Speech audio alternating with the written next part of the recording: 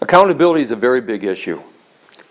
I commonly get asked the question when I speak to either senior C-level executives in a small group during an executive briefing or senior leadership teams. They ask me, how can we get our organization to be accountable? How can we get the people in our organization to be accountable? It's not the right question, because the real issue is you can't get people to be accountable. You can't make them be accountable. People choose to be accountable. So the question is, how can I put a process in place that invites people to choose to be accountable? First of all, you've got to get the right people on the bus, because people know that if I'm supposed to be accountable, but it's being tolerated that someone else, it really doesn't have to be, because they're not. They're not performing, but they still are where they are.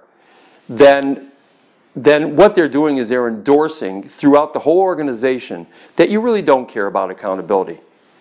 Number two is there's not clear expectations. I have my interpretation of what my expectations are this year, and my supervisor has a different interpretation of what expectations that he or she has for me.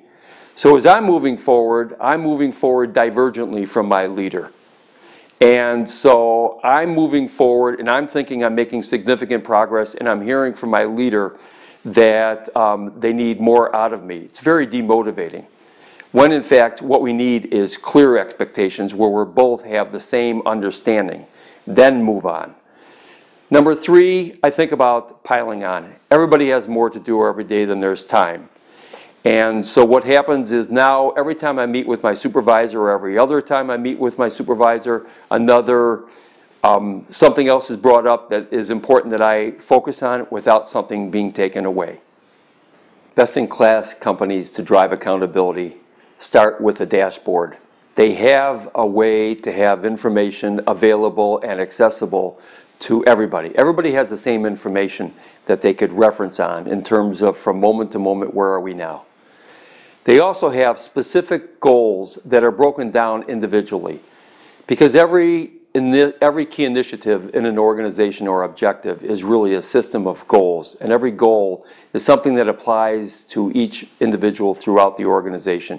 Each individual has to have a real understanding of what theirs is for them and how it links and what it's linked to. Number three is that there's resources that are aligned with the goals, so that as we move forward, that we have what we need to do what we need to do in the time that we have.